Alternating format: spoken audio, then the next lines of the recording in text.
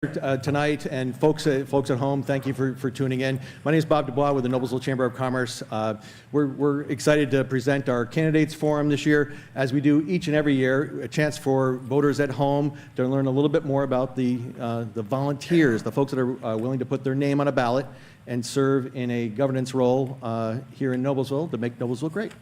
And so we're thrilled to have our school board candidates here this evening, as well as our House 29 state representative candidates. Tonight isn't possible without the support of Jim Wofford from Wofford Theater and Logan Street Signs and Banners to make this available for streaming, and it'll be available all the way up until Election Day. It also isn't possible without having an excellent moderator. We've invited John Elmer from Elmer Financial back. He's an excellent chamber member and friend, and a good servant to the people of Noblesville in lots of different public capacity, and we appreciate it. So I'm going to turn it over to you to take it from here, and I'll be over here timing. Thank you very much, Bob. Again, I'm John Elmer, and I just appreciate everything the chamber does, and just want to say thank you to those of you that are in attendance, and sorry about the little hiccup. We'll get rolling. I'm going to talk pretty quick on purpose so that we can hear from the candidates. The last thing I want to say is just thank you to the candidates. I can't tell you, and I know these folks agree, how much we admire you putting your hat in the ring. We don't take it lightly, and it's a big commitment. So you certainly have my respect and appreciation. So thank you for running for the school board. To set the tone, Tonight is not a debate, it's a candidates forum. Our intention is to offer the ability for all to make an informed decision at the polls. We seek to offer each candidate the opportunity to distinguish themselves from one another.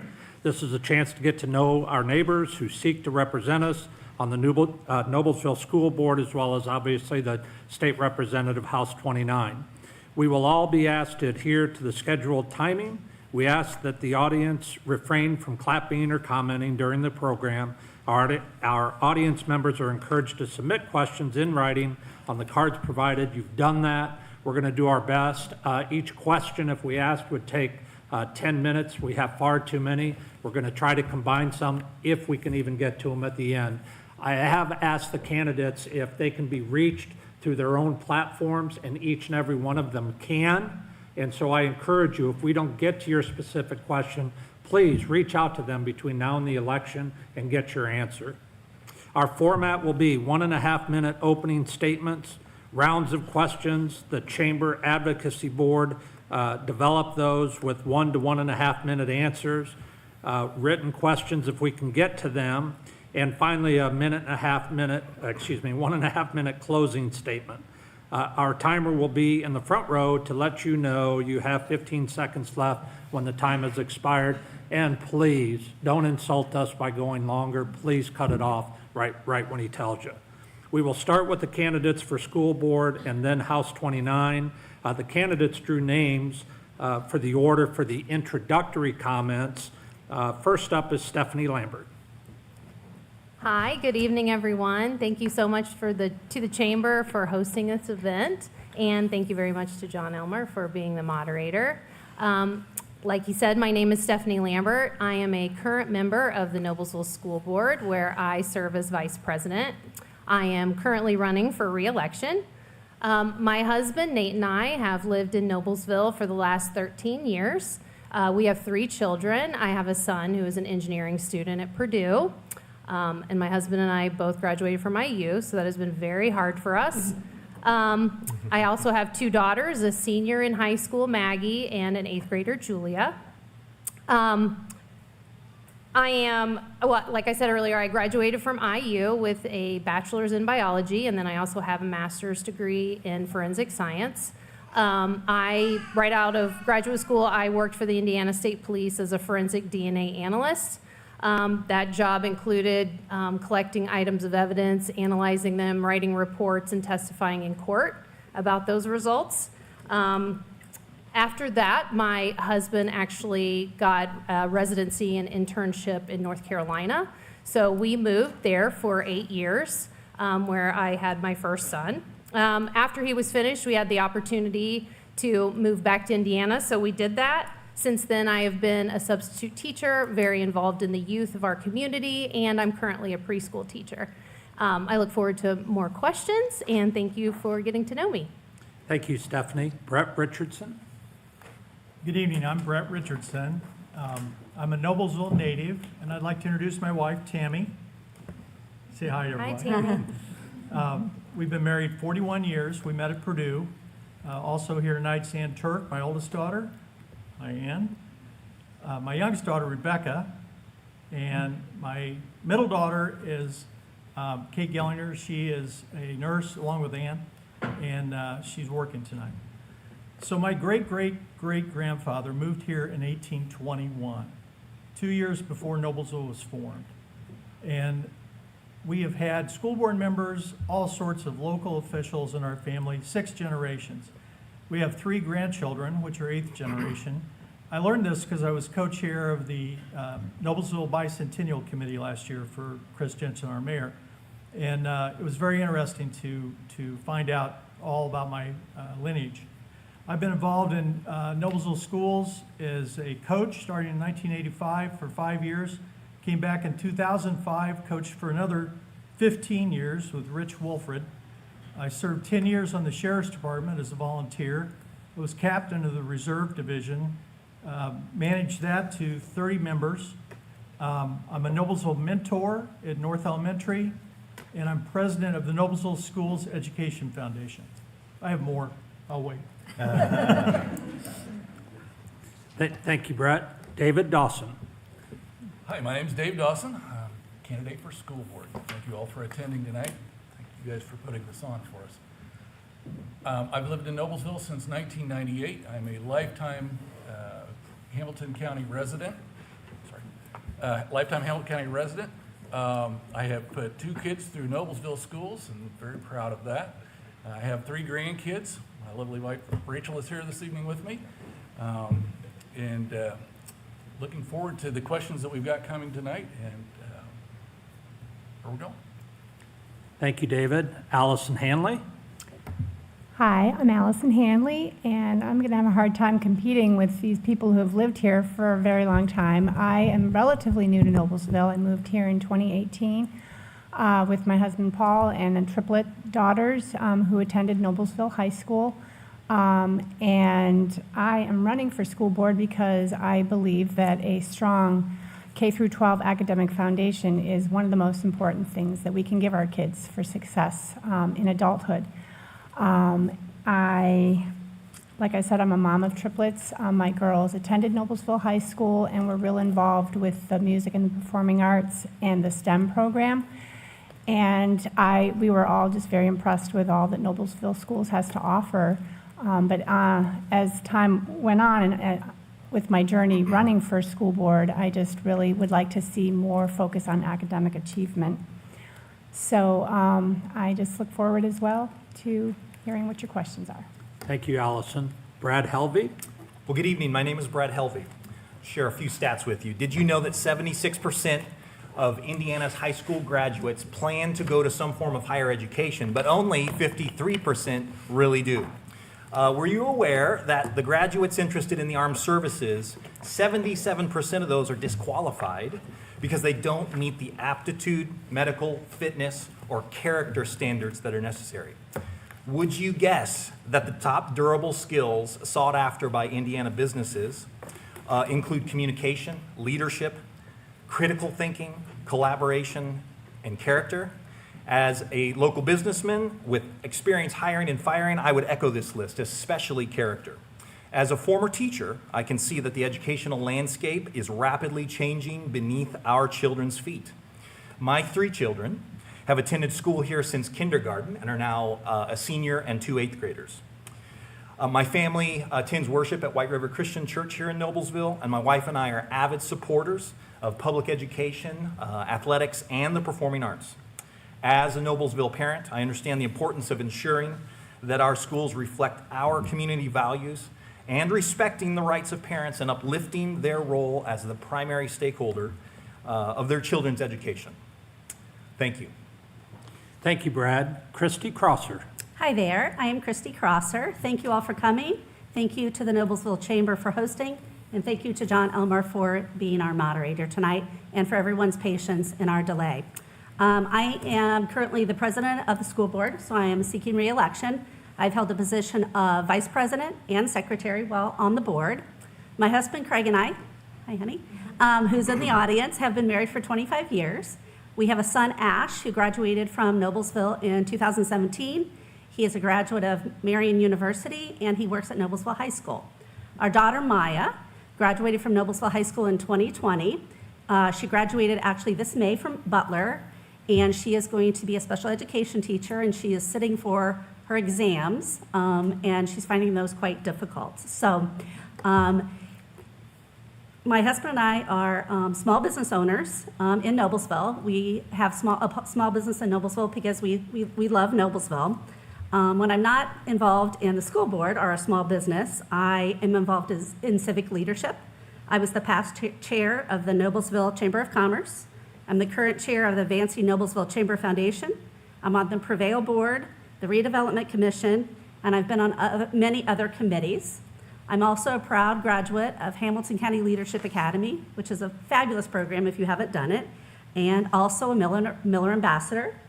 And I'm currently a mentor in the mentorship program through Noblesville Schools. Thank you, Christy. We're going to get into the questions now, and for the audience's sake, we're doing it in the order of the ballot, so it's just alphabetical order. So we're going to pick on Christy again right away, but focusing on your motivation and preparation for this role, you just introduced yourself in your opening statement. Can you tell us a bit more about how your previous and current civic leadership prepares you to govern the school board and how you will stay connected to the various constituents you will need to serve? Okay, thank you. Well, I just kind of went over my civic leadership. I've also served on several other boards that I've termed off. Riverview Health Foundation, Meals on Wheels, and Boys and Girls Club. I think that being on boards and being a civic leader and being on a board with people that have different opinions than you have is really important. I think that's really prepared me for the role of school board now. I think it's also important to learn how a board operates properly through Robert's rules, and that's something that being on civic boards, I think that you can discover that. And I think if you're on a board with people that have different opinions, that you can come together for the best outcome. If you have a goal in mind and you have a different opinion, as long as you know what the goal is, you can achieve that. Being a small business owner and understanding budgeting, I think that that's helped with the civics, with being on a board and also on the school board. So with all those experiences, I think that that's what I have learned to prepare me for this role. Thank you, Christy. David Dawson, and even though I said at the beginning that I'd repeat the question about halfway through, if you need me to do it, just let me know. I'd be glad to do it. Thank you. I have 41 years of experience in the commercial real estate industry, handling multi-million dollar, 50 plus $million budgets on commercial properties throughout Indianapolis area, Carmel area, including a stint as a contractor at Eli Lilly's. What I bring to the table on that is that I can look at a budget, I can look at what's going on in the system and see where the money's being spent, where it should be spent, where we can cut back, where we can make adjustments, where we can work to spend the taxpayer's dollar properly and fiscally. I coached 9 years in Boys and Girls Club basketball. I've coached virtually every sport there is. I think I did not do soccer, so that is not my powerhouse. Again, I've done a lot with budgets. For 41 years, that's what I've concentrated on. I believe that's what I bring to the table is a strong fiscal responsibility. Thank you. Allison Hanley? Yes, I can't say I have experience being on some of the multiple boards as some of the other candidates have, but what I do bring is I am a speech language pathologist, and I have worked some with children, mostly with adults and geriatrics, but I do have a lot of experience just working with people, seeing the importance of mastering foundational skills and just how learning occurs in general. So I think just as I saw my girls going through high school, who actually, the other piece is they have learning challenges. They've had varying levels of learning challenges, and so I see how tough learning can be for some students. So that is between the experience as a speech pathologist and having children that have struggled with learning. I just the importance of just that strong academic achievement is really what I am looking for, and my experience that I would offer. Thank you. Would you like me to read the question again? Please. Brett? Yes.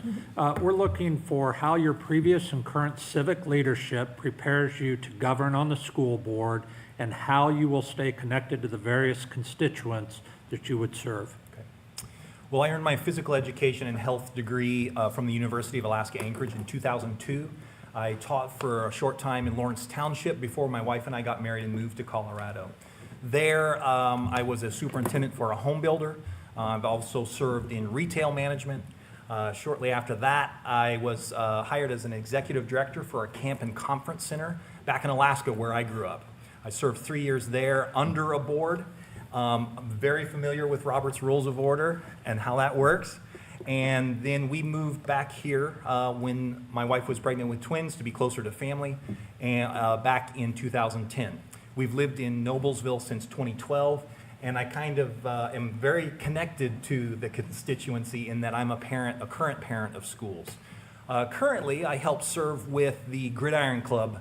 My son is a football player. He's a senior this year. I'm the education coordinator as part of the Gridiron Club, and I help connect athletes and families to resources to further their possible careers in athletics, in college, and beyond. We're getting ready to coordinate the NCAA to come to the school and give a presentation on all of their requirements, all of their things. And I am a small business owner here. My wife and I own a business in construction and remodel, serving primarily Hamilton and Boone counties. Thank you, Brad. Stephanie Lambert? Okay, so previous and current civic leadership. So in the past, I have been a Miller Ambassador. I am currently on the Noblesville Youth Assistance Board.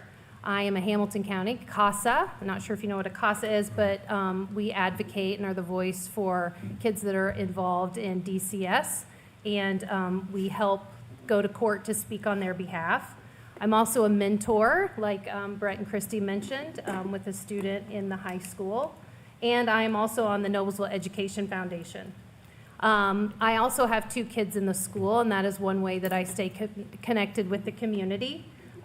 They are very involved in various activities, so that keeps me very busy and talking with members with our community. Right after we moved back from North Carolina and we moved to Noblesville, I became passionate about becoming involved with the schools. I immediately signed up for the PTO at Noble Crossing and became the PTO treasurer for 2 years. I have volunteered in various states with the school and then ended up running for school board because I have a passion for education. I'm actually the first in my family to attend college. I feel like I understand the impact of what an education can do for a young person. It was life-changing for me, and I think that's why I also like to engage with vulnerable youth in our community, because I feel like I've kind of been there, I can understand, and I want to try to help as much as I can. I think all of those things help me understand students and help me be a good school board member. Thank you, Stephanie. Brett Richardson? So after my wife and I got married in 1983, we started a small business.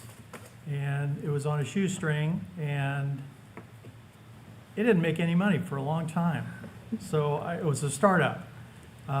We finally got that going, it went well. I started another business with a partner. We each put $1,500 in, developed it into a $10 million corporation. We built a 22,000 square foot building on Harriman Boulevard. I sold that. We bought 2 downtown historic buildings on the square in Noblesville. That's what we do now. So I say those things to let you know that I understand a budget, I understand risk abatement, I understand how to make payroll for 20 people every Friday, and I know how to stay within a budget. School's a little different, a lot different, but I do understand money. I've been involved in a number of civic organizations, the Chamber back in the 80s. I'm a current director on the board with the Noblesville Main Street. You can see me at all the events. I've served on the Noblesville Preservation Alliance, especially during the time we built a building now on Logan Street. We bought a building and restored it. I've been a board member in Noblesville Swim Club. I was president of the Kiwanis Club. Been involved in a lot of Noblesville City organizations, and I love Noblesville. Thank you. And Noblesville schools. Thank you, Brett. The next question will be regarding strategic direction for the schools. Kind of a two-part question. What did the results of the recent community survey conducted by the school corporation tell you? And then how would you use information like survey results, education-related benchmarks, and test scores in your role as a board member? And this time we'll start with David Dawson. Thank you. I attended the informational sessions session that they had.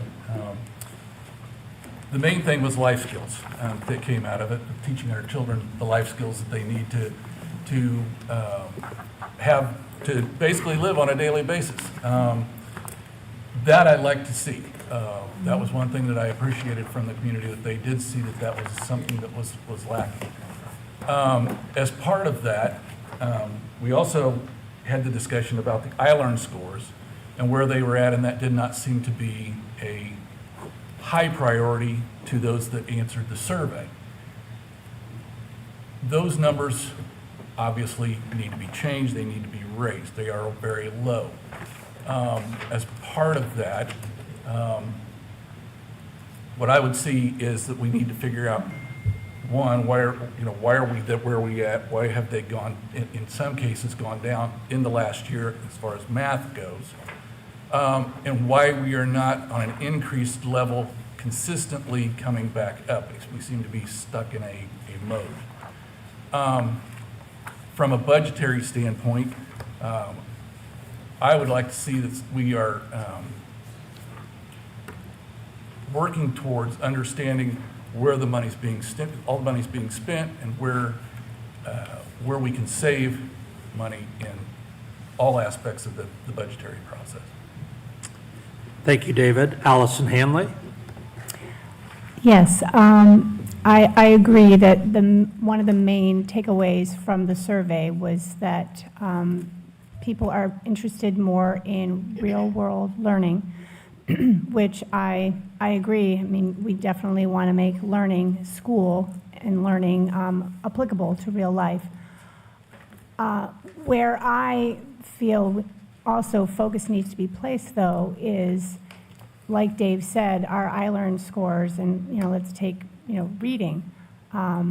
That's a core academic area, and nearly 40 to 50% of our students are not. They're not proficient, and it varies from school to school, and it varies from grade to grade, but so that's just a very general number that I'm giving. So there is no substitute, there's no real-world learning substitute for being able to read at grade level. I mean, students, they need to be able to do it if they can do it or they can't do it, and it impacts them for the rest of their lives. So I think that what I would want to see if I were elected to the board is just finding where the breakdowns are, who's struggling, where are they struggling, what can the teachers tell us about what's happening in the classroom why they're struggling, and see what we can do to bring up those proficiencies. Thank you, Allison. Brad Helvey? Well, I did participate as a parent in that survey, and when the results were published, I was actually very fascinated by the results. Again, to echo what everyone has said, of the respondents, of parents, employees, and community members, the top 3 or 4 things that that our community values, Noblesville values, is real world learning. Internships with local organizations, college achievement, dual credit and ACP type classes, and possible career certifications. So you can kind of see the trend shifting a little bit. Actually, in the bottom of the rankings were SAT and ACT scores, and we can see that with some colleges not even requiring those for applications these days. Also, state and national recognitions fell near the bottom, and at the very bottom were standardized tests, which I thought was fascinating. Some of those in particular, those factors in particular, ranked higher with community members who are not parents of Noblesville students, whereas it was less than 10% concerned by parents and employees of the schools. In general, the schools received a general grade of B's and C's in most of the categories, like academic achievement, safe environment, partnering with community money management, attracting and retaining employees. So I think it was widely agreed that there is room to grow in all those areas. Thank you.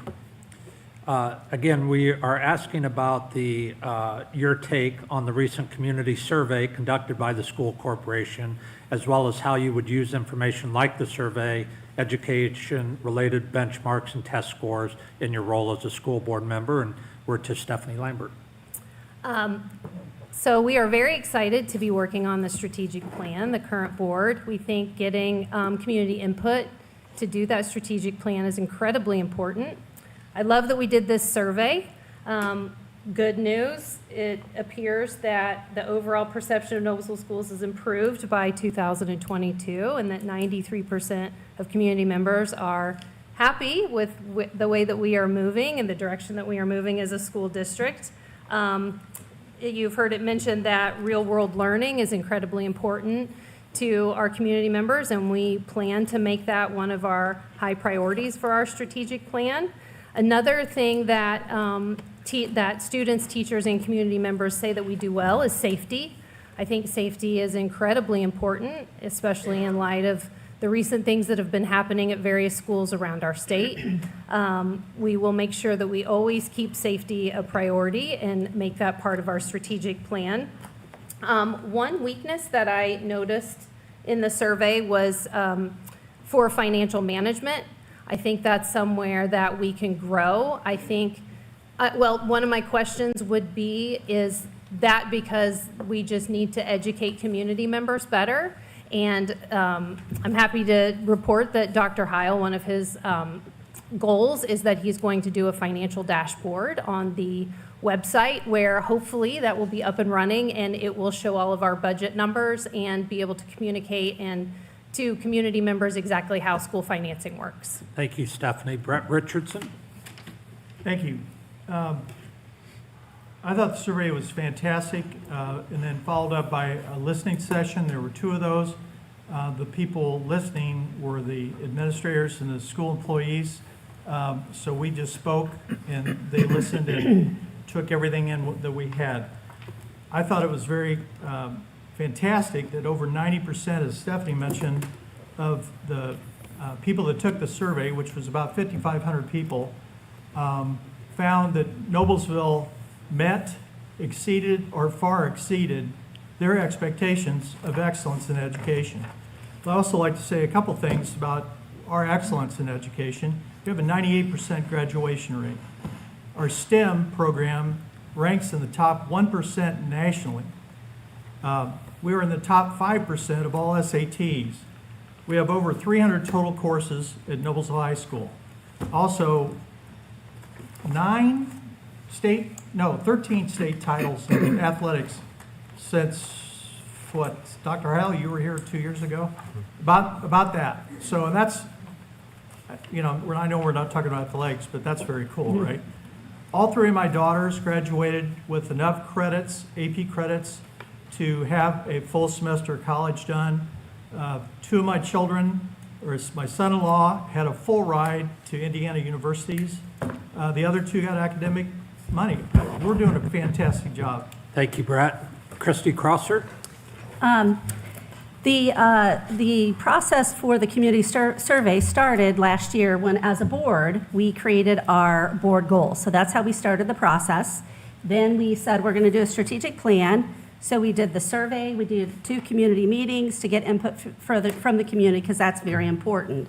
As mentioned before, when asked what academic excellence means, it's real-world learning, and that's what the survey found that was most important.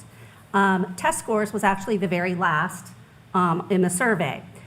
We just heard yesterday in our school board meeting about iLearn scores from Dr. Rich. Noblesville schools in language arts on iLearn, 95% better than public schools in the state, and in math, 87%. So I think we're doing fairly well. There's always room for improvement in test scores, but that's just one piece of the puzzle when it comes to academic excellence. What would I do after we have this information? We are actually working this week to complete our strategic plan. It will be rolled out at the end of October. So after we have that plan in place, it will be great for everybody across the district, teachers, students, community members, to understand the direction that Noblesville Schools is going. It will help also with the school improvement plans that we just passed last night. Thank you. Thank you, Christy. Question number 3, the state sets educational standards for public schools in Indiana, but local school corporations are responsible for instructional decisions related to curriculum, development, implementation, and assessment. What, if any, changes would you like to see in Noblesville's current curriculum or educational priorities? And we start with Allison Hanley.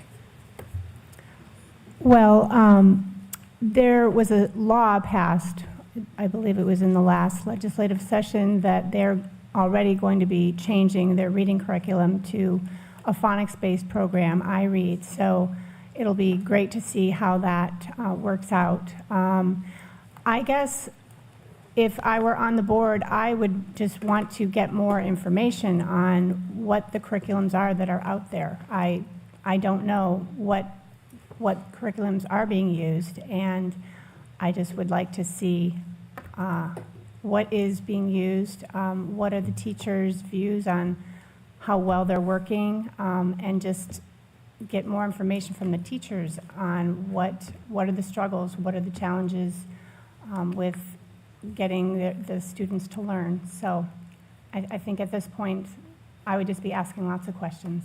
Okay, thank you, Allison. Brad Helvey? Over the course of the last 10 years, as iStep transitioned to iLearn, the scores you could see, if you looked at a graph, you could see those scores come down. I think part of that reason is because as we transitioned from iStep to iLearn, the testing procedures got more rigorous. And so we have to keep that in mind, that that proficiency score is an aggregate score, and it may not be reflective of all of the students' learning experience as a whole, okay? As a board member, I would try to stay directly connected with folks that would kind of represent us, whoever is going to be elected to District 29, and stay connected to them and what's happening at the State House. I recently had a conversation with someone and learned more about the law that was passed last session and how the iRead plan was going to be administered, and how the retainage rate will be more rigorous, meaning,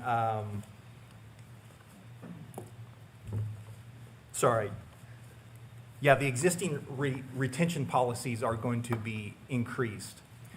So it would be important as we look at standardized testing and curriculums that we do a better job of staying connected to the State Department of Education as they make changes and those changes come down, that we really support our teachers in administering those. Thank you.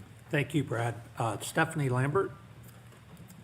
Okay, so as far as curriculum goes, we do, Noblesville Schools does an awesome job of a process that is involved with adopting new curriculum.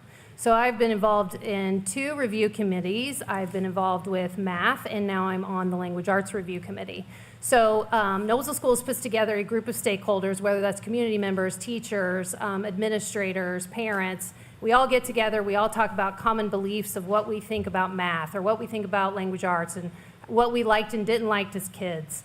Then they do research, and we read research articles about that. Then we do surveys and learning walks. We actually go into the classroom and see how teachers are instructing.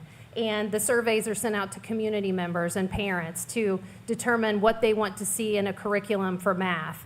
At that point, books are sent out and teachers are able to review those books along with everyone that is on the committee.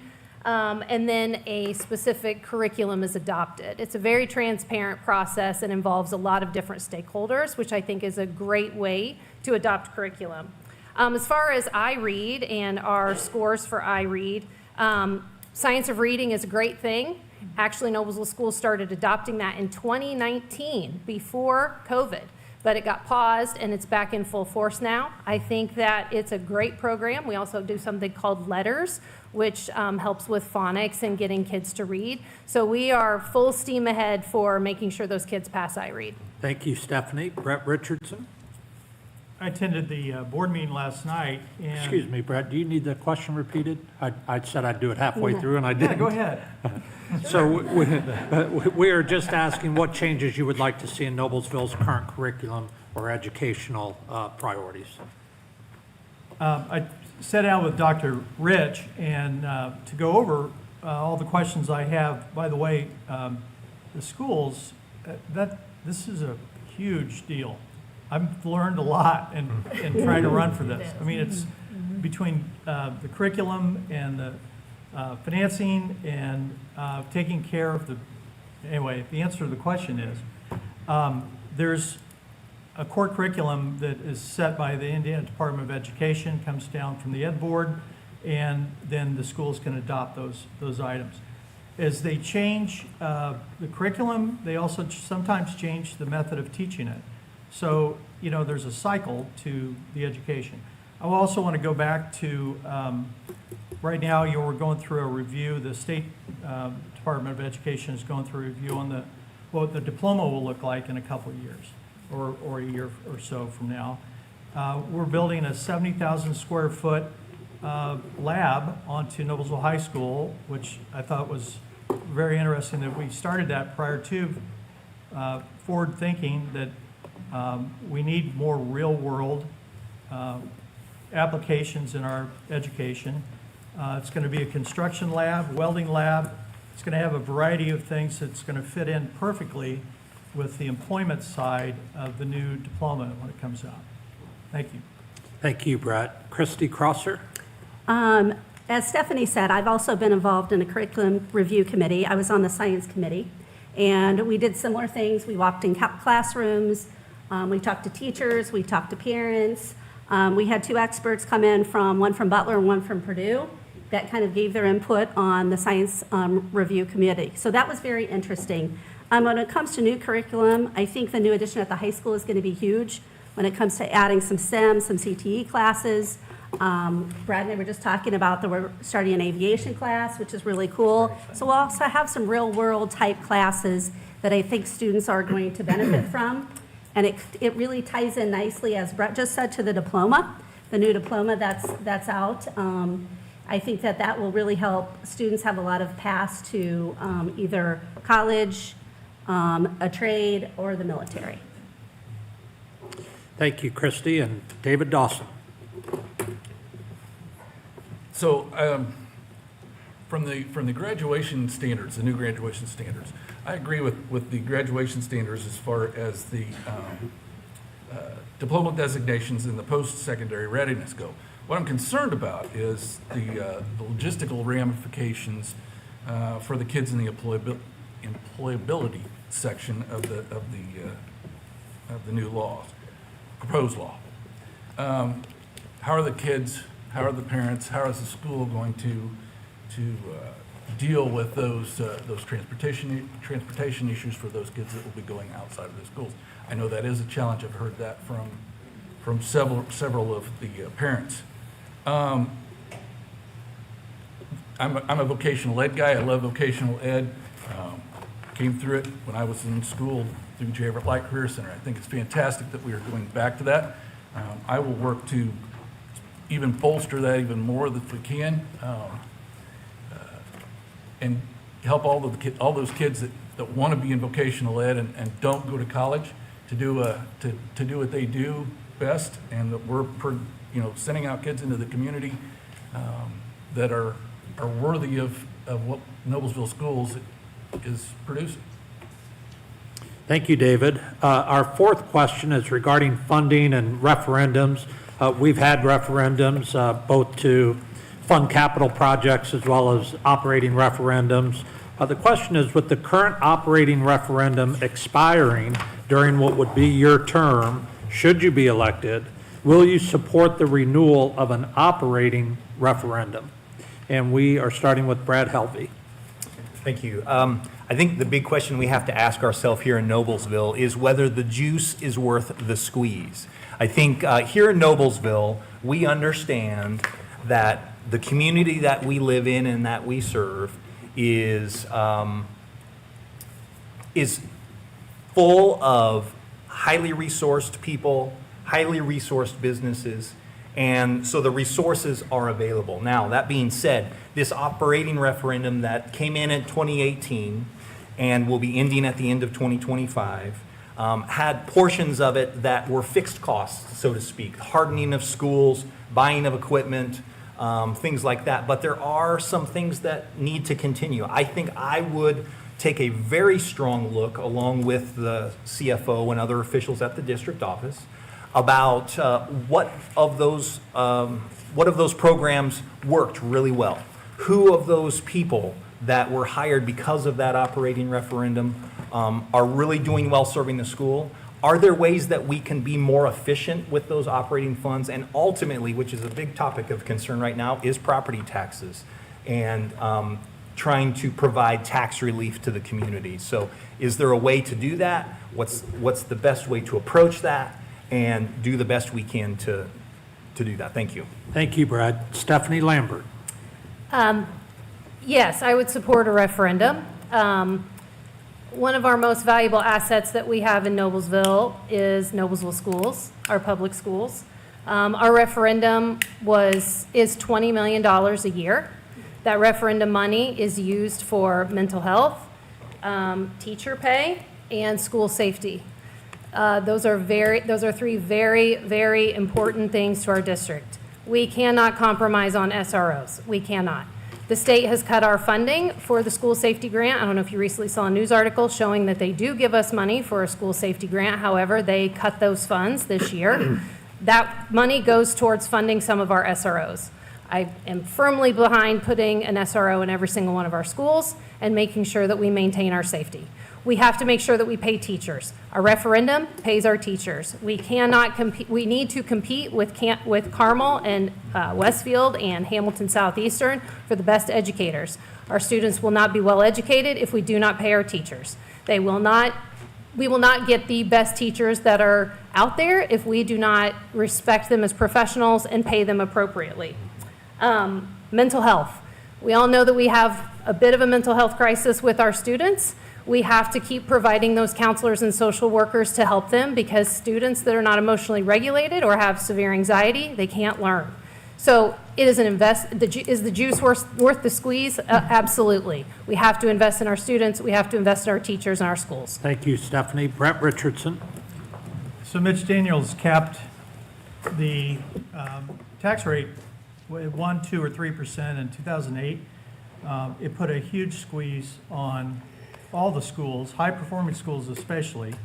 A referendum was the only way to go. Southeastern and Carmel both passed one last year. We've passed one before. Many, many are passed. As Stephanie mentioned, we have been able to have a teacher contract in the last 2 years that approximately got closer to paying the teachers what they need relative to the other schools in the area. Mental health was very important. Tragic shooting that we had required us, and other local schools did not have to experience that, required us to start a school resource officer program. We have one at every school now. It's fantastic. They do a lot more than just provide security. We absolutely have to hire and retain the best educators. So yes, I will support the referendum. I don't see any way that we're going to get around it. High taxes, we absolutely have to minimize what we spend on everything. Nobody wants to have any more taxes than they need. So that's going to be very, very important. We look at every penny. Thank you, Brett. Christy, we're talking about the referendums, with the current operating referendum expiring during your term. Should you be reelected, will you support the renewal of an operating referendum? Yes, I would support a referendum, the renewal. As Stephanie and Brett have said, the three things that it covers: teachers. Teachers are the backbone of our schools. Without great teachers, our schools would not be as successful as they are. Safety, obviously, SROs in every building. The safety measures that Noblesville Schools has is top-notch, and we need to continue those. The third is mental health. Mental health is real. Mental health is a real issue for our students, and we need to continue programs for those students. Recently, Noblesville Schools, their S&P rating went up to a AA. We're only one of 4 schools within Indiana that has that rating. The rating has gone up 2 times in the last 4 years. I think that rating alone shows that Noblesville Schools handles is fiscally responsible. With the referendum coming up, one of the things that I would suggest, or that we need to do, is we need to look at it. We need to look at the referendum amount that we're spending, look at the programs that it covers, look at things that it needs to continue, or maybe things that have already been paid for. So I do support a referendum. I would hope that the referendum rate could go down after doing research with Dr. Heil and David Horder-Miller, our CFO. Thank you, Christy Crosser. David Dawson. Noblesville taxpayers pay 1/3% more for referendum than any other town in Hamilton County. With that,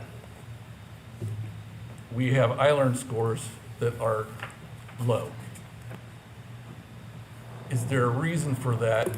Is the money that we're using for that well worth what the cost is? I would like to see us take a good hard look before we decide that we're going to just automatically say we're going to continue a referendum at where the spending is at locally in the budget. Are we spending it wisely? Are there places that we can save money? I am sure that there has to be areas that where we are not spending money wisely. From a funding standpoint, the taxpayers, from what I'm hearing from people as I walk around Noblesville, is strangling them to some degree in some areas, not all areas. We have a very diverse community in Noblesville, and that's a good thing. But we have people who are on fixed incomes that are struggling mightily to stay in their homes, and part of that is the taxes that they're paying from their home ownership. Thank you, David. Allison Hanley. Yeah, there is a lot to consider. The students and the teachers take priority. They need to get what they need to learn and to teach. And I agree mental health is important, but I also, we need to look at, as Dave was saying, there are people that are struggling financially. And what is the current economic climate before deciding for sure if I would support a referendum. I would agree with Dave that we would need to look, are there other places that we can get the money to pay our teachers, to pay for the mental health counselors and the SROs? Are there places in the budget that the money could be used differently or better so that we can still cover what we need for the teachers and the students without putting the burden on the taxpayer? Thank you, Allison. Question number 5. Employers throughout Indiana are desperate to attract potential employees with the technical and soft skills and qualifications needed to fill the growing demand for labor.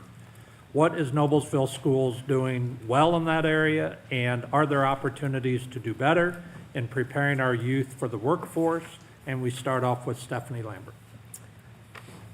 So this is something that I think Noblesville Schools does really, really well. I think it's very important to keep balance in our schools, and I think we do a great job of that. There's a very strong push for career and technical education, and I am all for that as long as it is balanced with academic rigor and those who would like to go to college or into the military.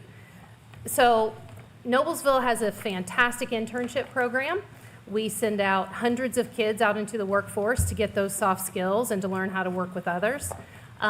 We also have amazing dual credit and AP courses to balance that out. I think we just have to be very careful about pushing kids one way or the other. We need to provide all opportunities to students so that we strike that great balance.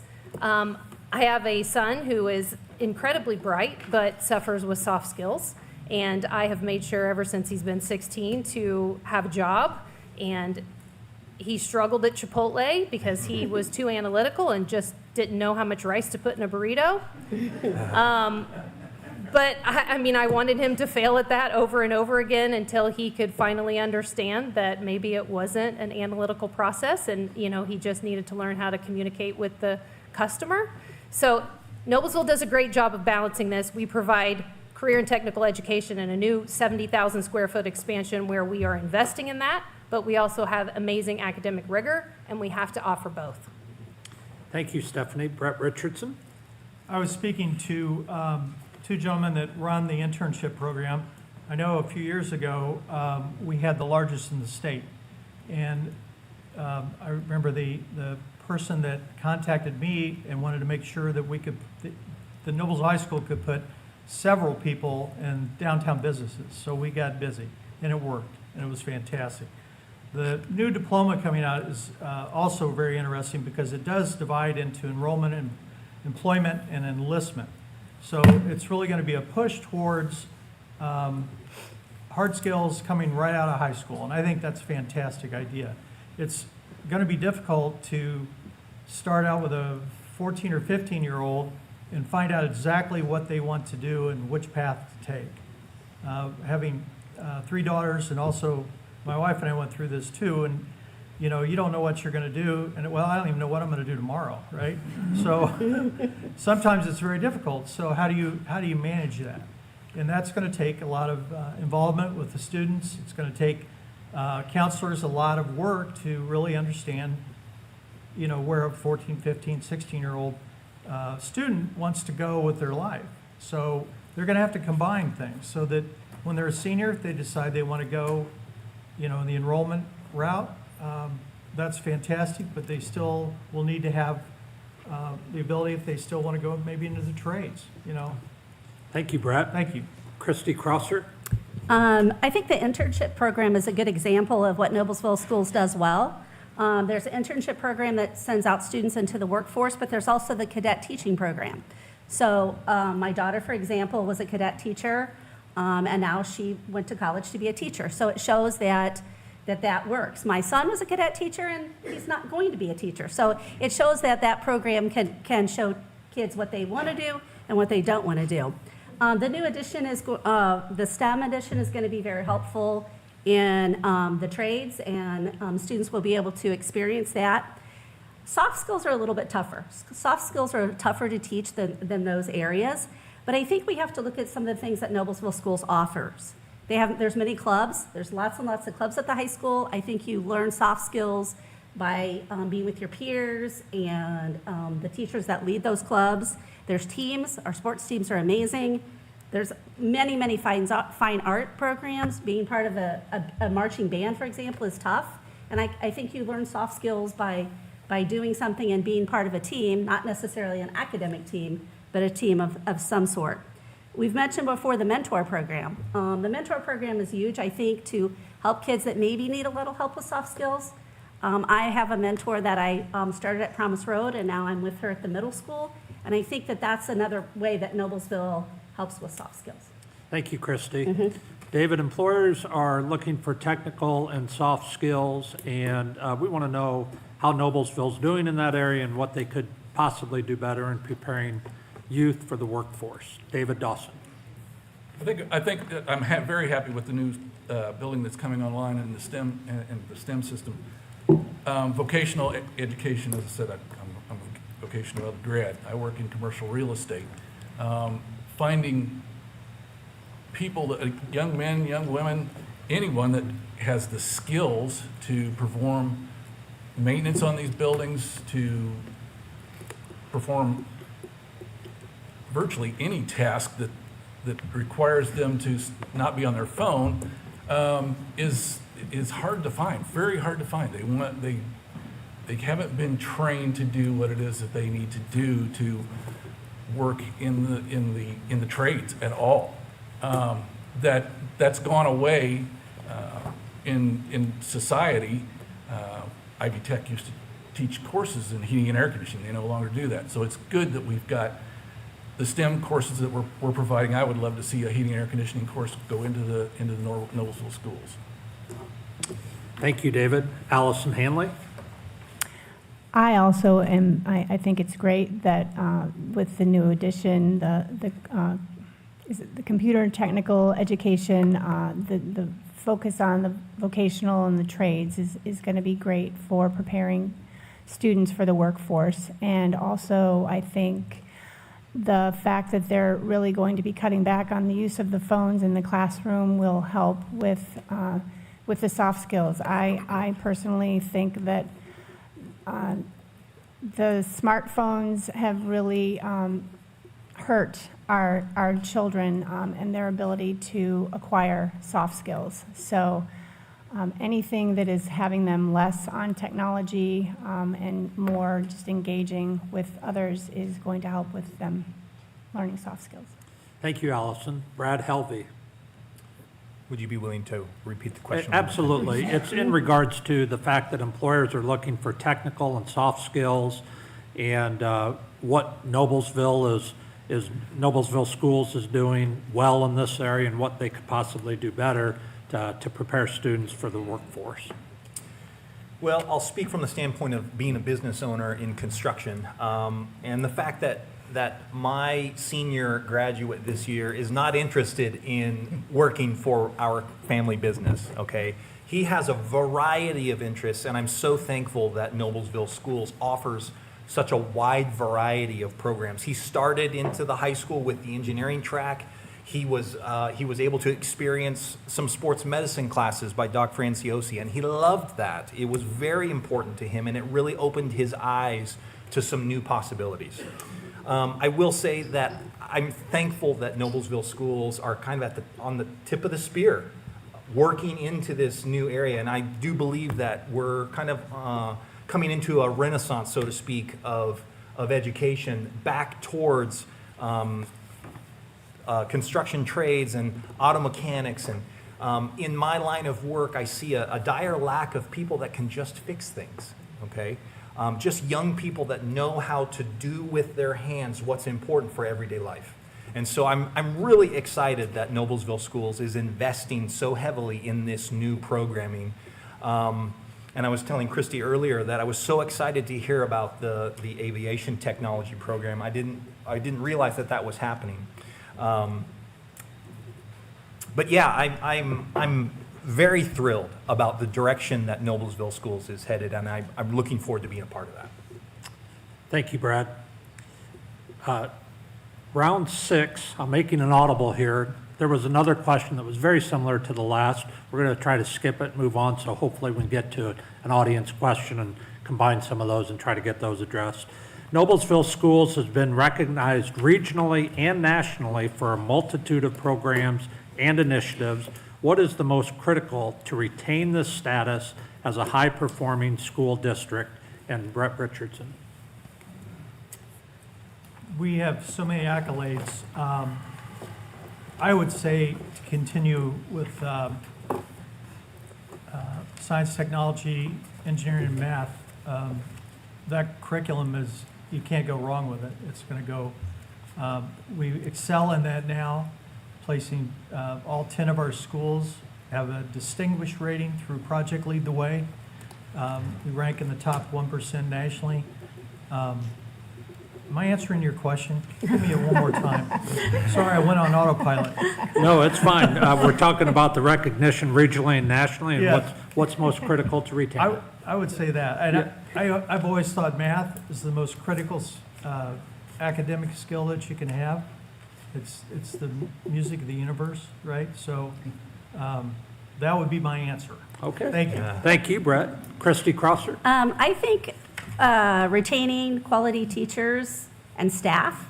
Obviously, those are the teachers and the staff are the ones that lead these fantastic programs that we're recognized for. So I think that would be the number one thing for me. I think the second thing would be continuing excellence in education, meaning the high graduation rate we have, the test scores that we're high percentages of passing. And then I think also there's so many different programs that we've talked about before for students to take. This year, there's 33,300 enrolled in career technical classes. Now, that's not students, they can be enrolled in more than one, but that's a lot of classes just this school year. So I think that those things combined, along with the fiscal responsibility that Noblesville shows with the new credit rating, all of those things combined puts us in that direction, keeps us in that direction. Thank you, Christy. David Dawson?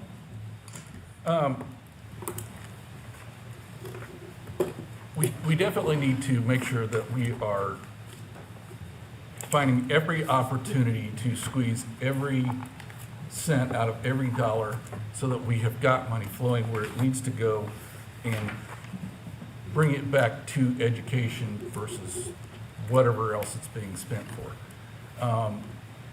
I think what Noblesville Schools does a fantastic job, the teachers do a fantastic job of preparing our kids for life after high school and our school period. I definitely am glad to see that we are putting more money into and are building the new STEM area in the building, and that we're going to be increasing those areas as far as as far as engineering goes, as far as the hard skills for using your hands to complete the jobs and be ready to go into a trade, to be ready to go to the military, to be ready to go to college, in all aspects. Thank you. Allison Hanley? What I would add to what some people here have already talked about at the STEM program also is the music and the performing arts. The Noblesville Schools does a great job in many areas of their music and performing arts, so I think that is definitely an accolade for them. And to answer your question about keeping it a high-performance school, I think, and again, standardized test scores are not a complete measurement of learning. I agree, I understand that, but I think we're really here for the kids, and if there's almost half of the students are struggling, I just think we really need to pay attention to that and see what we can do to have all of the Noblesville students excelling. Thank you. And I'm sorry I did not repeat the question. You did wonderful, but Brad, the school's been recognized regionally and nationally. What's the most critical to retain the high status performing school district? Well, there are two things in my opinion. The first thing is I believe our teachers are our greatest resource, bottom line. I've been consistently impressed with the high-quality people that Noblesville employs. I'm very, very thankful that we can afford to have great teachers. They're just great people in general, but very skilled in what they do, constantly doing continuing ed. As our community is becoming more diverse, they are much of their community or continuing ed, is in much of that continuing ed is in the second point is fiscal management. I do believe that the CFO in the schools being ranked improvement in the Standard & Poor's Index just goes to show you how well the fiscal management takes place at the district office. I do believe that it can improve, and we can find more efficiencies, and so those two things are probably the top two factors for our success. Okay, thank you, Brad. Stephanie Lambert? Teachers, teachers, teachers, high-quality teachers. So, quick story, I went to a recent teacher orientation at Noblesville Schools. Christy was actually out of town, so Dr. Heil asked if I would speak briefly to the new teachers that were coming in. And I was very pleasantly surprised to find out that we, I think, had either 30 or 40 new teachers this year. But last year and previous years, we have had 100 to over 100 new teachers, which means that we are retaining teachers, which is amazing. That's exactly what we want to do. And I think that's part of that is because we are creating a positive school culture. I think it's because we are paying them more, and I think it's because we're respecting them. So a high-performing district, number one is teachers. Some other things, academic rigor, AP college credit courses. We recently joined the college course. So we are doing a collaboration with IU Kokomo where students can get 30 credit hours during high school to receive a college core certificate to add to their diploma. So when they graduate, they're going to have 30 credit hours of college coursework that will be accepted by IUK and probably most public universities in Indiana. Other things that make a high-performing district: modernized facilities, educational opportunities like our Project Lead the Way classes, safety, vocational options, supports for our most vulnerable students, clubs, extracurricular activities. My daughter played soccer freshman year, and oh, thank you. Sorry, thank you. Bob, do we have time for some quick, I was thinking a little lightning round, like 1-minute answers, or do we need to get to closing comments? 45-second answer. Wow. Because we want to. Okay, so we're going to do a quick lightning, 45 seconds total. At 30 seconds, you're going to get a signal.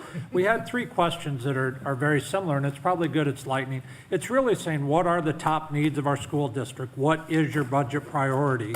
Given the amount, if you had unlimited funds, what would be your one thing? I really think folks want to have you kind of put your, this is the main priority that I see for us. Will And Christy, we're back. Will you read that again, please? There is no reading. Oh, there's no I'm reading. making it up. Oh, you're making it up, okay. And the question is just all-encompassing, what is your top priority with the school district? Top budget priority, given the amount of funds, what would be something you would want to support? If you kind of had that one go-to, what would it be? You're asking if there was one go-to project financially, what would it be? Sure. Sure, okay, I'll answer that. I would like to see, if I had an endless checkbook, I guess, I would like to see a new facility that is for early childhood learners, from Little Millers, kind of a pre-K type learning facility. Okay, thank you. David Dawson? Vocational ed, vocational ed, vocational ed, increasing that as much as possible and getting as many kids ready to come out of high school and go into the workforce, go into the military. Maybe that's not vocational ed, but having them ready to go into the military, to go to college across the board as much as possible, but vocational ed. Thank you. Allison Hanley?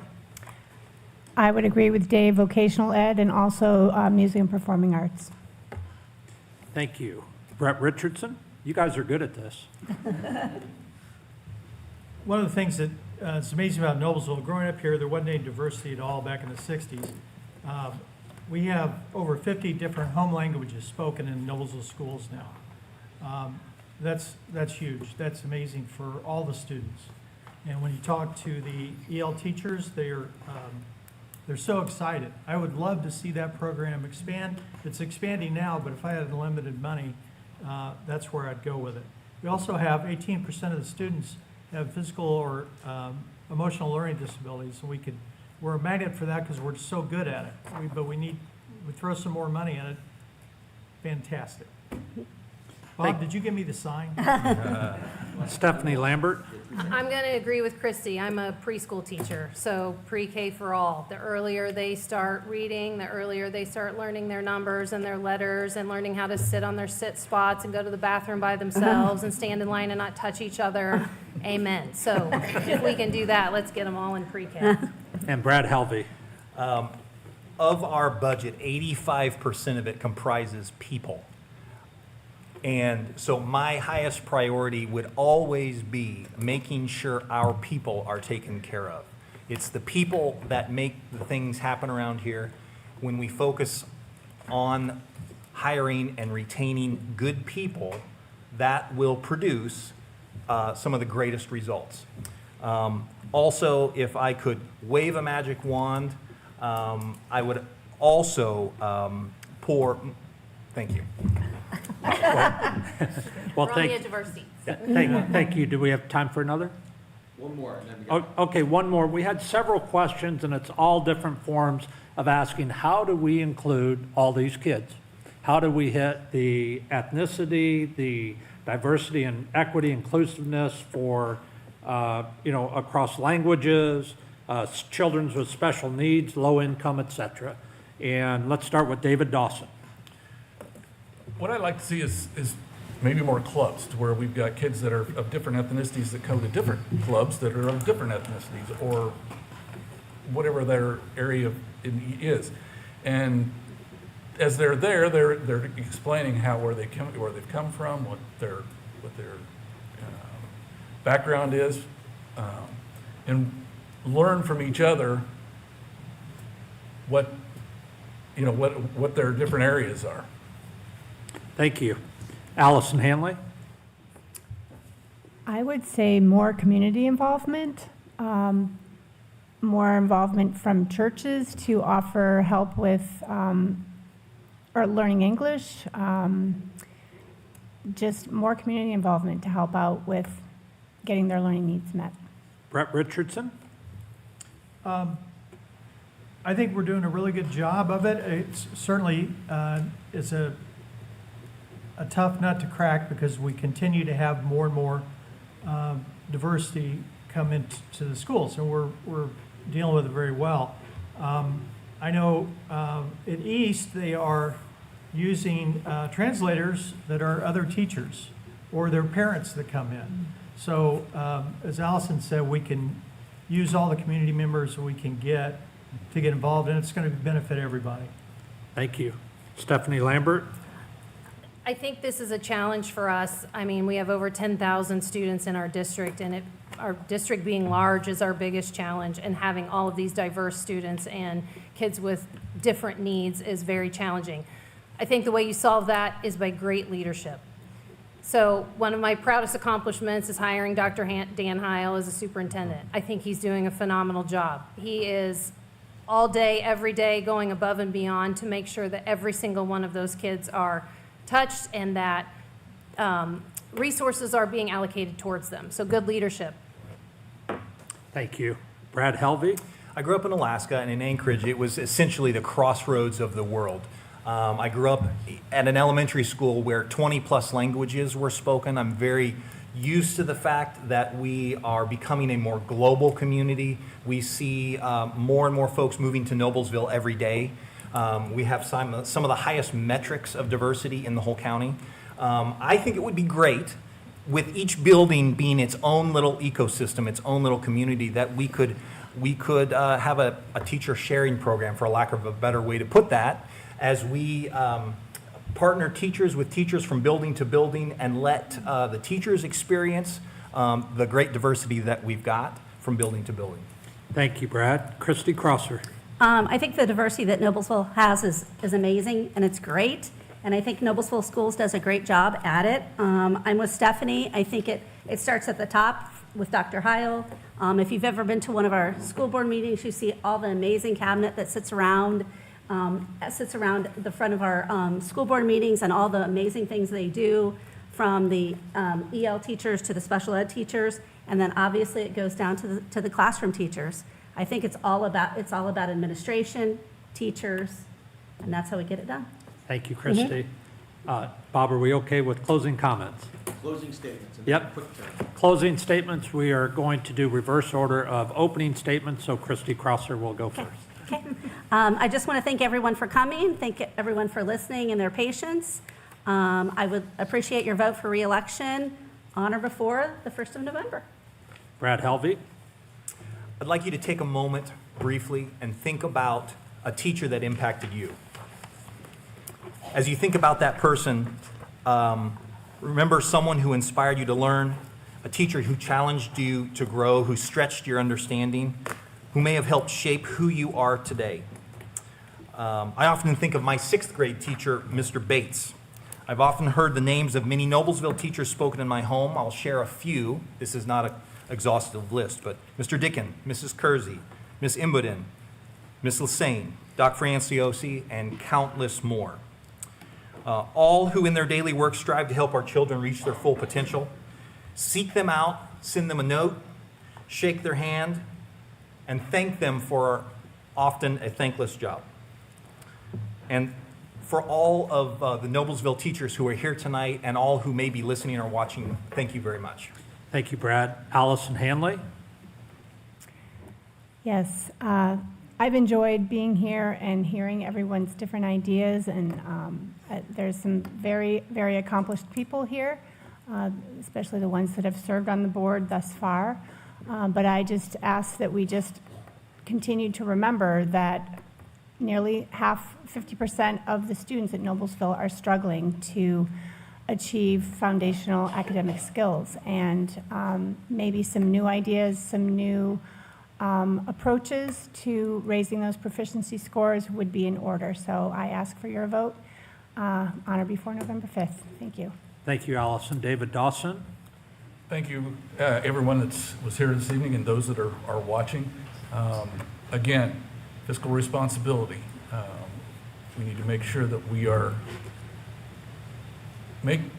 getting every cent out of every dollar, that we are not wasting it, that we are not costing the taxpayer more than they should be paying. I appreciate everybody that's been here. Thank you to the teachers. Thank you to the audience. Thank you to everyone. Thank you, David. Brett Richardson? Well, I think you know I love Noblesville and I love Noblesville schools. So I'm going to ask for your vote on November 5th or early voting prior to that. We have a number of things in our, we call them the pillars. And I'm just going to say them real quick. Do I have a minute and a half on this one, or is this a lightning round? Go right ahead. Yay. We believe in supporting all children academically so they're successful whatever they pursue after the high school. We believe in hiring and retaining highly qualified teachers by offering them competitive pay, benefits, and treating them like professionals. That includes our librarians. We believe in fiscal responsibility and working with the administration to be accountable for all the tax dollars that we spend, and that's a lot of them, $160 million budget. We need to make sure we do that properly, and providing world-class facilities and education. Thank you. Thank you. And Stephanie Lambert? So I'm an elected official. I'm here to serve the community. I'm here to serve you. I hope you all know that my door is always open. Something I want you to know about me is I want you to know that I care. I care about students, our teachers, public education, and our community. I want you to know that I'm reasonable when it comes to problem solving. By this, I mean I don't come to the boardroom with political agendas or preconceived ideologies. Rather, I come to seek understanding with the hope of making the best decision for students. So, on November 5th or before, remember, the choice is clear. We would appreciate your vote. Candidates, thank you very much, and we certainly appreciate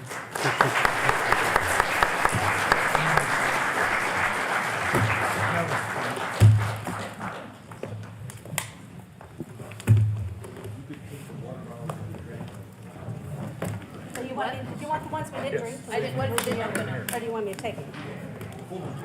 Full ones we can take, okay. I didn't want to drink too much.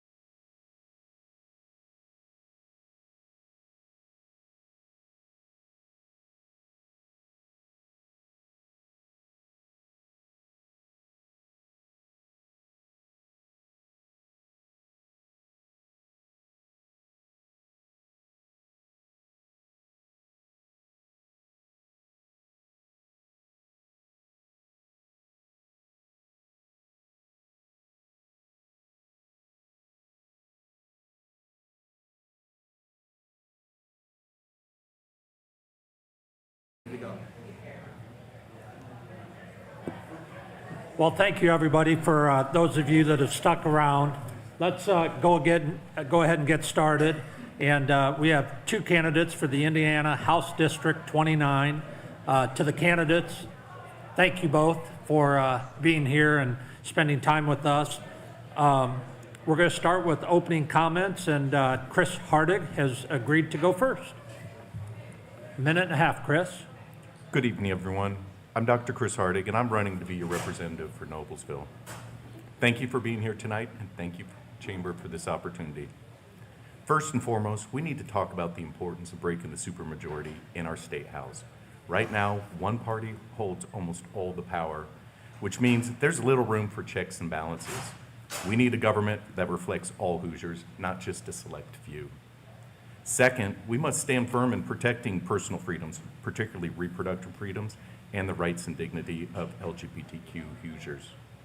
I will fight to ensure women have the autonomy to make the best choices for themselves and their families, and I will work to ensure the LGBTQ plus community isn't legislated out of existence. Finally, we have to prioritize our public education and stop the attacks on our teachers. Our children deserve the best possible start in life, and that begins with a strong, well-funded education system. Investing in our schools is investing in our future, and that includes investing in universal pre-K. As your representative, I'll work to ensure that our teachers have the resources they need, our schools are supported, and every child has the opportunity to succeed. I'm running because I believe that together we can bring balance back to our state, protect our freedoms, and invest in our future. Thank you, and I look forward to earning your support. Thank you. Elena Schonkweiler. Good evening, and thank you to the Noblesville Chamber for hosting this event. Thank you, Mr. Elmer, for moderating the event as well. I'm thrilled to see so many familiar faces in the crowd and also some new faces. So for those of you who do not know me, my name is Elena Schonkweiler, and I am running to be your state representative for House District 29. My roots in this community in Noblesville run deep, and I've lived here nearly my entire life. My husband Jason and I are raising our two children in the very house where I grew up. My mom was a second and third grade teacher in Noblesville schools, and my dad was an ER nurse at Riverview Health, and he just recently retired as a deputy coroner for Hamilton County. My husband is a sergeant with the Noblesville Police Department. He's also the school resource officer at Noblesville High School, and he's a Noblesville High School football coach, so we're dividing and conquering all the time.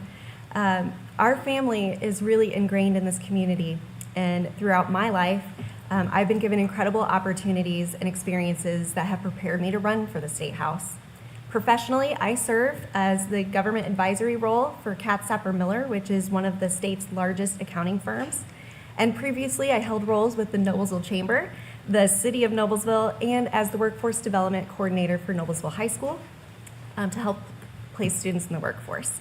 I'm grateful to be here, and I'm looking forward to the conversations at hand. Thank you. Let's jump into the questions. If you need me to repeat them at any point, just go ahead and ask.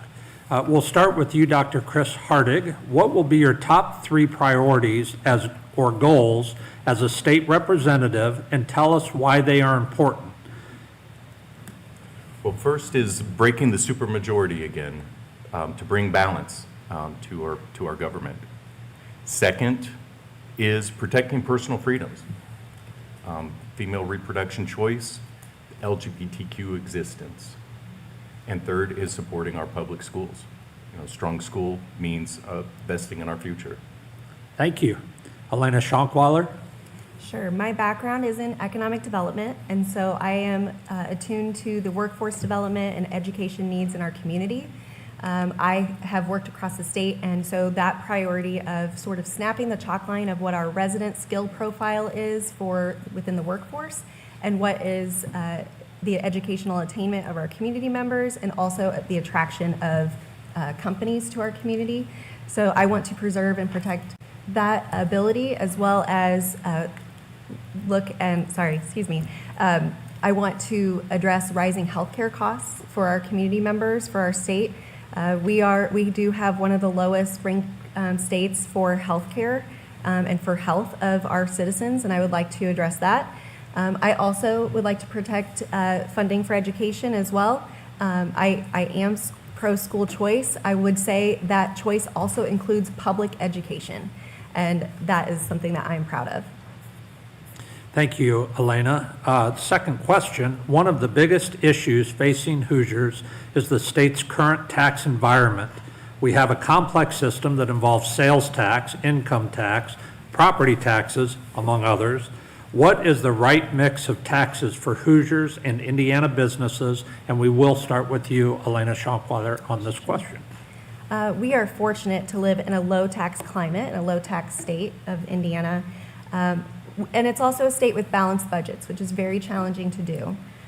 We are in a good place statewide, but we are not without our challenges. I would say our leaders have done a great job balancing the responsibility of spending with fully funding our priorities, like public safety, like education, and infrastructure.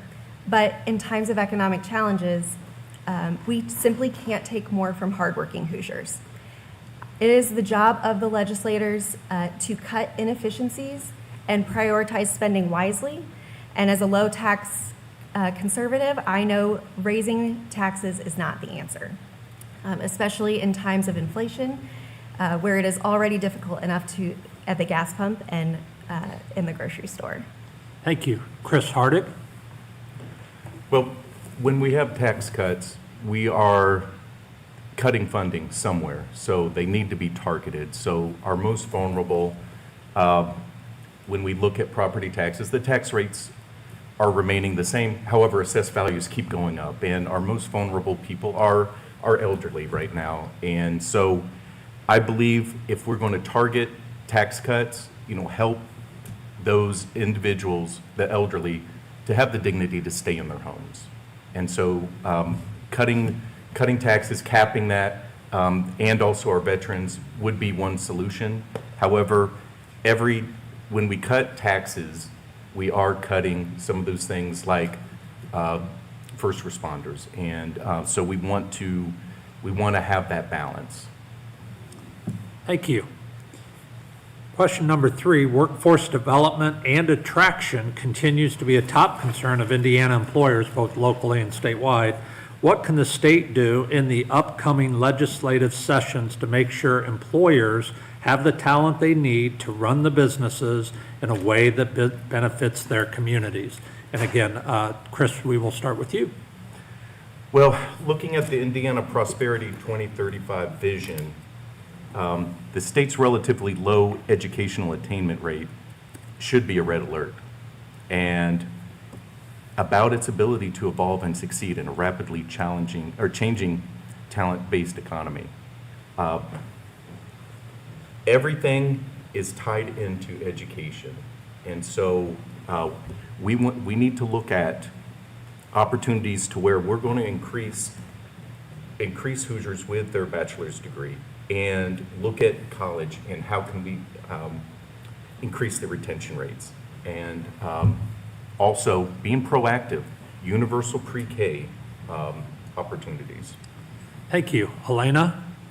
I believe the state should be a partner with our business and industry leaders to determine the best path forward for a talent attraction strategy.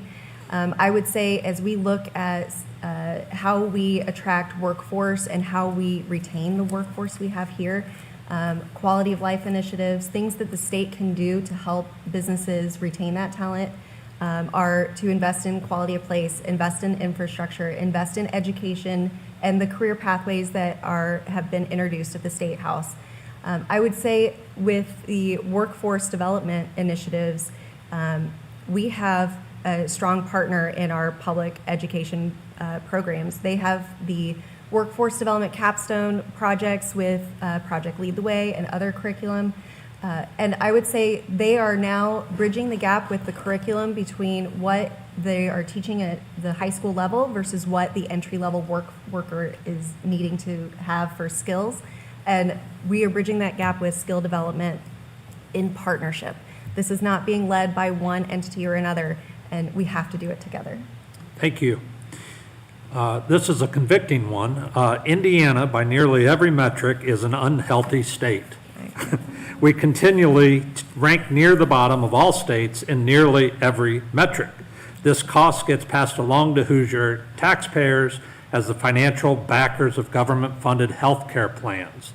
What ways would you like to see the state incentivize Hoosiers to get healthier? And we start with Elena Schonkweiler.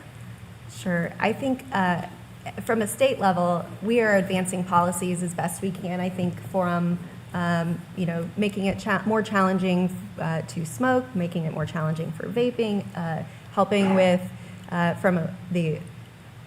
from a wellness factor, even including mental health initiatives at the state level. So when we look at what the state lane and legislators can do, it's coming alongside with our hospitals and our wellness partners and anchor institutions to help educate our citizens and educate our employers on what those entities can do as it relates to their wellness. So healthcare costs to an employer are some of the largest costs overall, and I think we all have probably received a bill when you have to go to the ER. Those costs are because of how challenging it is to for insurance companies, also from healthcare in general. So that is something that I would support as additional initiatives to make it a little bit more challenging for the things that make us unhealthy. Thank you, Elena. Dr. Chris Hardig. Well, Indiana ranks 43rd for healthcare, according to the U.S. News and World Report, and 42nd in mental health. And 25 of our counties are maternity care deserts, and 30% of our counties don't even have an OBGYN. So we need to help retain and bring in doctors. Many of our doctors can't even complete their residency here in Indiana because some of our restrictive laws. And we look at the healthcare mergers. 6 systems are here in the state, and so we've reduced competition and lowered outcomes because of it. Thank you. Question number 5, universal school choice is a topic of conversation by legislators and gubernatorial candidates. What are your views on school choice, and how will you ensure that our public schools, who are required to educate and serve all, are not negatively impacted by any expansion of the choice program? And Dr. Chris Hardig. Well, Arizona is a great case study for what happens with universal school choice. With no oversight, there was a study that just showed $1 million was spent just on Legos alone, while their public schools are running out of paper and markers, and they're spending money on kayaks, pianos, and Legos.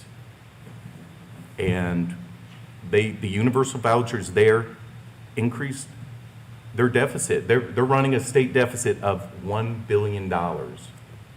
And we look at our Indiana vouchers right now, there was an increase of 31%, and we paid out $439 million lost from our public schools. I will never support any legislation that siphons out public dollars from our public schools. Thank you. Elena Schonkweiler. As I said before, I am a supporter of school choice because I do believe that what is right for my family, which is Noblesville schools, may not be right for yours. And that is something that I learned as a workforce development coordinator at the schools, where we had students who would struggle in the K-12 in the public school environment and needed a different kind of environment. So as we look at what the ramifications are of school choice and what that program looks like, in general, as you look at state funding, we fund students, not schools. And the dollars follow the students. So as we are addressing that, I do think that Noblesville schools and our other public education programs have done an incredible job of remaining competitive. What I would say is, from the accountability side of school choice, if they are receiving public dollars, then they also need to have the same accountability as the public education system. So taking the same state assessments, receiving school accountability grades, submitting countless state reports that you guys do such a good job at from Noblesville schools, subjecting to the same literacy programs. And also, I think from that standpoint, there's an acceptance and inclusion factor of who the voucher programs accept into those schools. So I want to make sure that there's a level playing field there. Thank you. The last prepared question, the legislature at times acts with such swiftness that it can lead to rushed public policy implementation. A recent example, changes in high school graduation requirements. What can you do as a legislator to ensure that all needed voices are heard throughout the public policy making process? And that is Elena. I would say I appreciate what you're saying with the diploma standards that were changed. I think that was a rollout from a committee structure as they were reviewing what that looked like. I think in general at the State House, there tends to be a siloed mentality of, we're kind of and gutting it out and in the legalese of the bills and trying to go through that. And so understanding that we are here to represent the community, and that means everyone. So every single voter should be able to have access to whoever is elected and be able to, I know that most legislators have folks that help send newsletters to help them keep informed and things like that. But I would say even engaging in those stakeholder groups that as legislation is coming through to make sure that we are engaging with the folks that it's going to directly impact. Because I think as you make decisions at that level, it's the trickle-down effect of how legislation is implemented and how it's enforced and what happens at the tail end of it, so from the ground. Thank you. Dr. Chris Hardick? Well, in regards to like the House Bill 1243, the various education matters, this was rolled out without even getting the input from our university presidents. They spoke out strongly against this bill and stated 2% of our students here in Indiana would even qualify to go to college. So I think involving all the stakeholders in this, and this was rushed and say, hey, by December, this is going to come out. And there were forums, and thankfully the teachers came out and said, hey, cutting out econ, cutting out history, Algebra 1, you're good, let's get you into the workforce. Just to fill that short-term need for the workforce to mortgage our children's future, definitely don't agree with. Thank you. We have one public question. You're okay. What is your position on collective bargaining for teachers? Dr. Chris Hardig. Well, I know collective bargaining has been, it's limited now, going back to the Mitch Daniels days. And I know in last session, it was attempted to be taken away. I support our teachers. In fact, I agree with the McCormick plan to pay our teachers what they're worth, $60,000, and we'll be able to retain the top talent. I believe our teachers have the right for collective bargaining. Thank you. Lena Schonkweiler? Sure. I think in that vein, collective bargaining and the legislation that passed or was attempted to pass was a direct attempt to help give more control to the local administrations, the local school districts. Not every school district is as phenomenal as Noblesville in making sure that their teachers stay engaged. You better believe, and I think I mentioned it earlier, that my mother is a second and third grade teacher from Noblesville schools. She spent many decades going to the State House and beating up our legislators. And now I just made her commute so much shorter. So should I be elected, you better believe that we'll have somebody in my ear about what's right for teachers and what's going on. So from that perspective, that's where I would stand.